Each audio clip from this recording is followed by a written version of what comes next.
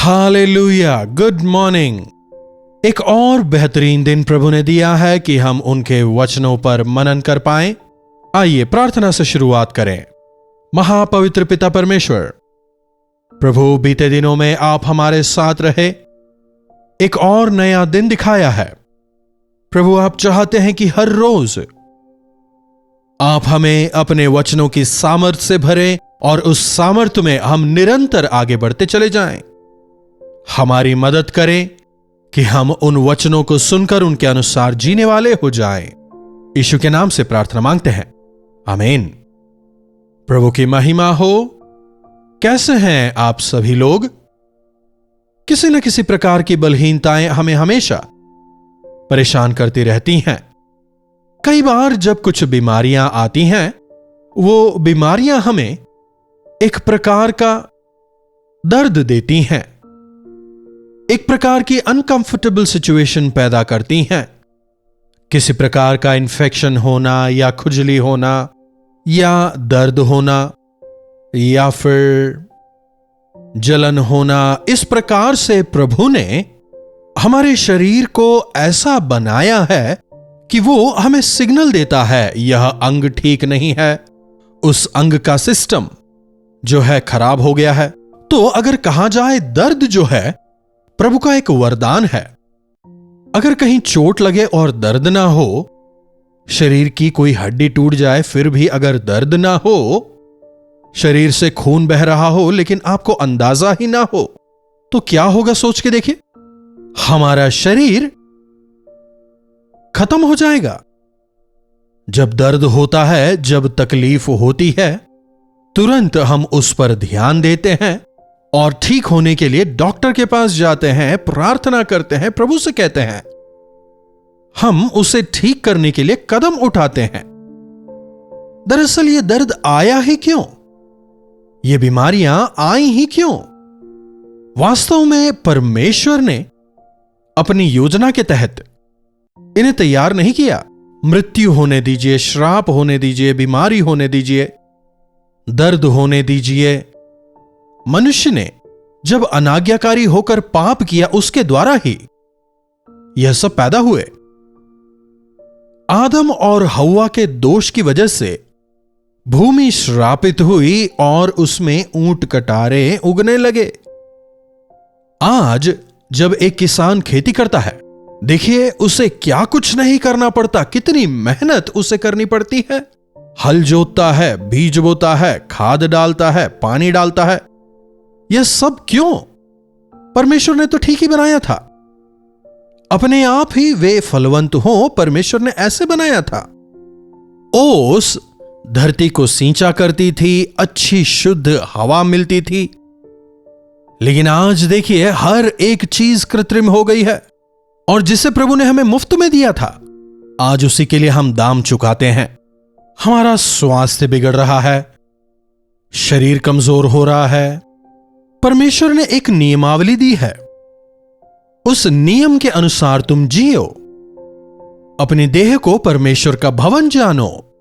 व्यभिचार से दूर रहो, बुरी चीजों से दूर रहो, क्रोध को अपने मन में स्थान ना दो। लेकिन हम इन तमाम चीजों को मन में रखते हैं। फिर अरे मुझे डायबिटीज हो गया है, मुझे ब्लड प्रेशर की परेशानी है, गैस्ट्रिक प्रॉब्लम हो गया है, कहते हुए हम बार बार कंप्लेंट करते हैं। आप एक हॉस्पिटल में जाकर के देखिएगा, कई बार वहां जो एडमिट मरीज हैं, वे अपने दर्द को सहन नहीं कर पाते, कराहते हुए, आहें भरते हुए, रोते हुए अपने दिन को गुजारते हैं। अच्छा, तो क्या कभी आपको कोई दर्दनाक बीमारी हुई है? दर्द से कराहते रहने जैसा अनुभव कभी आपका रहा है? नहीं तो आप धन्य हैं। लेकिन अगर कोई ऐसा है जो अभी इस प्रकार के दर्द से करा रहे हैं, तो आज प्रभु आप ही से बात कर रहे हैं। एक वचन की ओर आपके ध्यान को लाना चाहूंगा। यिर्मयाह की पुस्तक 30वें अध्याय की 14वीं आयत। तेरे सब मित्र तुझे भूल गए हैं और तेरी सुधि नहीं लेते। 15वीं आयत को देखिए। तू अपने घाव के मारे क्यों चिल्लाती है?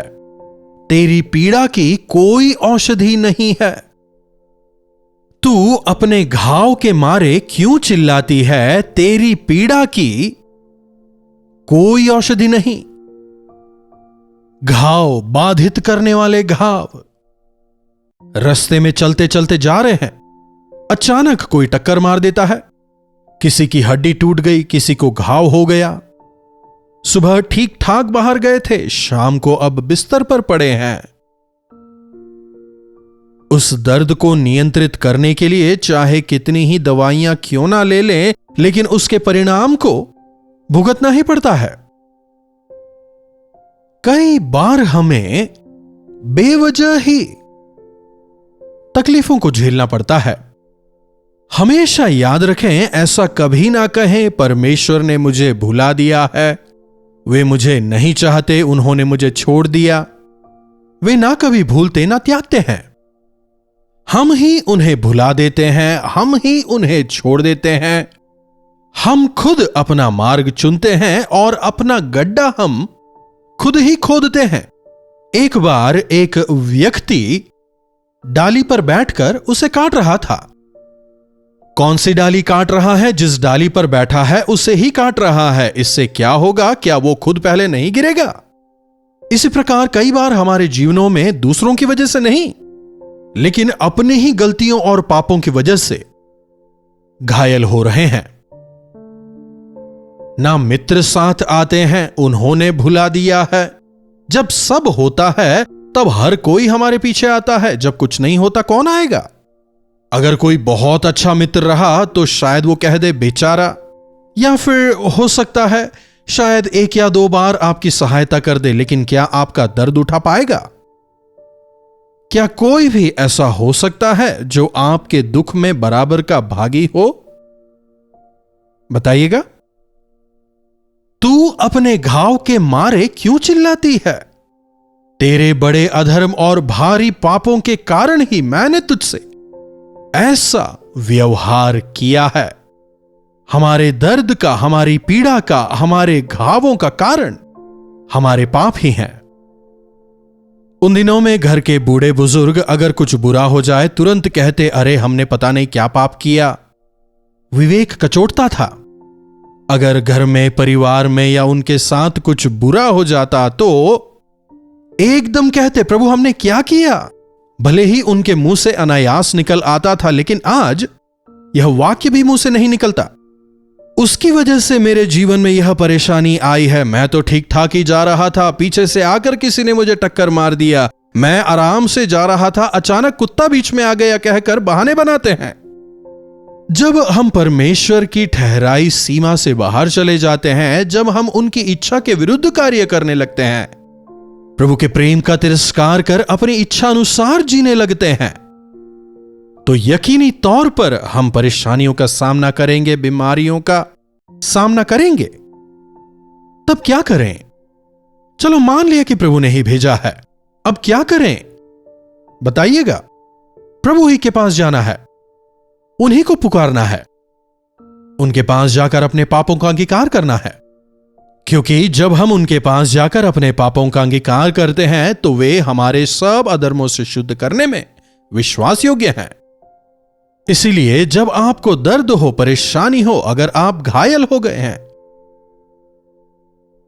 तो आपके सृष्टिकर्ता परमेश्वर के पास जाकर उन्हें पुकारें, अपने पापों का अंगीकार कर उनसे पश्चाताप करें, तब प्रभु आपको चंगा करेंगे। देखिए 17वीं आयत को, मैं तेरा इलाज करके तेरे घावों को चंगा करूंगा, यहोवा की यही वाणी है, क्योंकि तेरा नाम ठुकराई हुई पड़ा है, वह तो सियोन है, उसकी चिंता कौन करता है?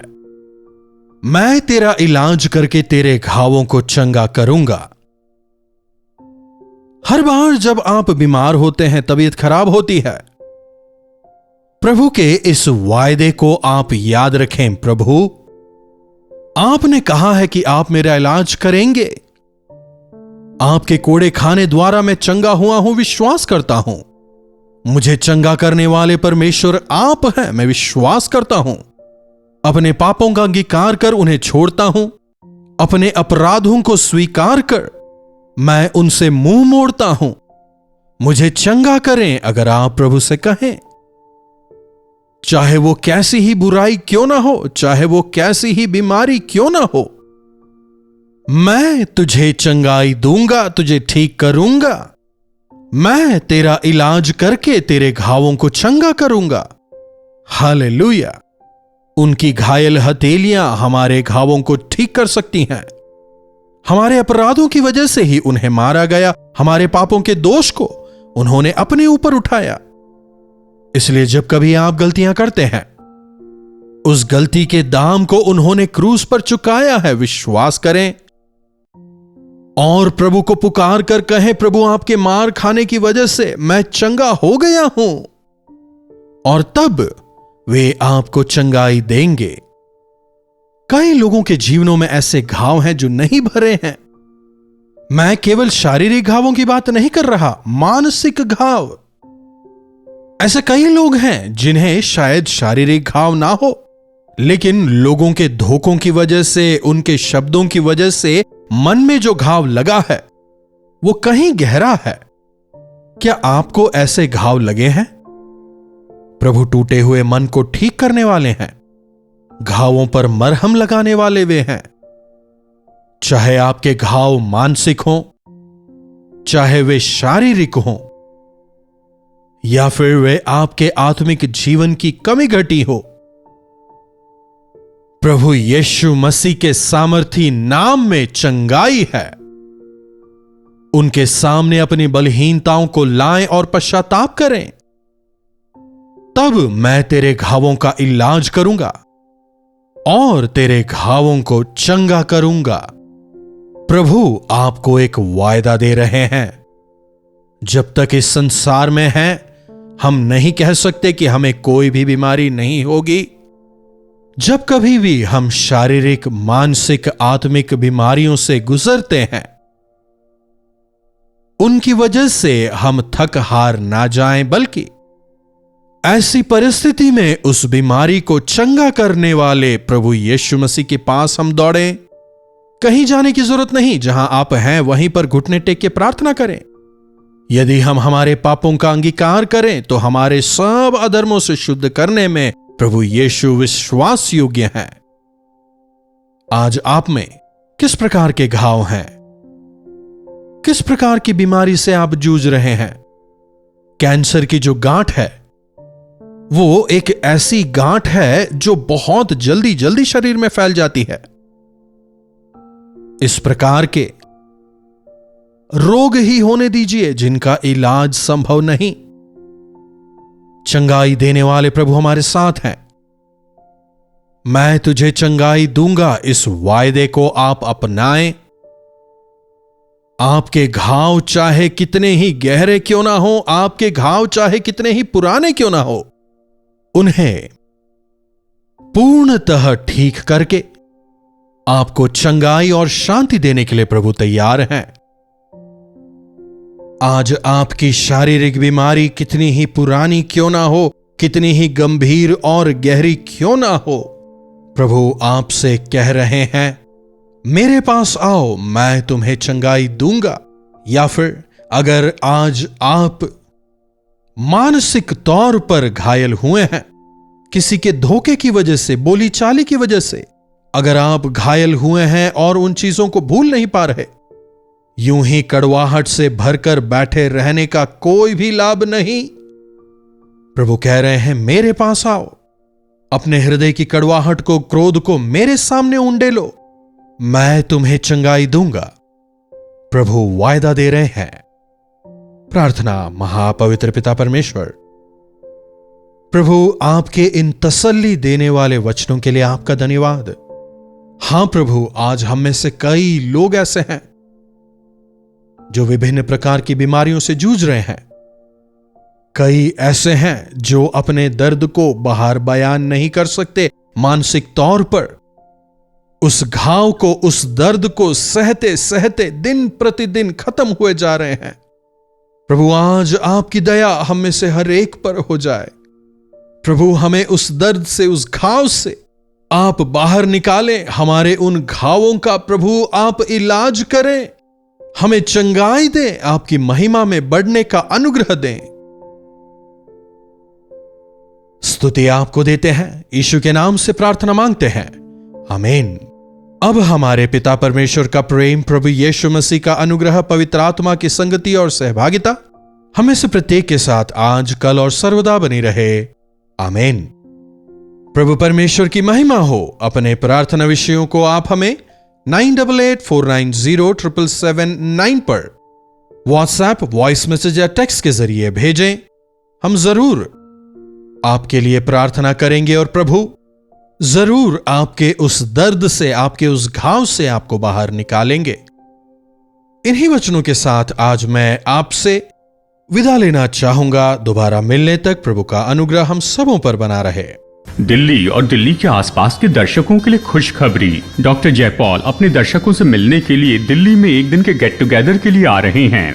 तारीख है 12 नवंबर। पहला सेशन दोपहर 2 बजे से 5 बजे तक, दूसरा सेशन शाम 6 बजे से 9 बजे तक। जगह है YWCA कॉन्सेंटिया हॉल, बंगला साहब गुरुद्वारा के पास, अशोक रोड, नई दिल्ली। अधिक जानकारी के लिए हमसे संपर्क कीजिए 8939393939 पर। तो डॉक्टर जयपॉल से मुलाकात करना न चूकें। कलवरी दर्शन, ये है प्रेम के दर्शन, यीशु प्रेम के दर्शन। कलवरी दर्शन,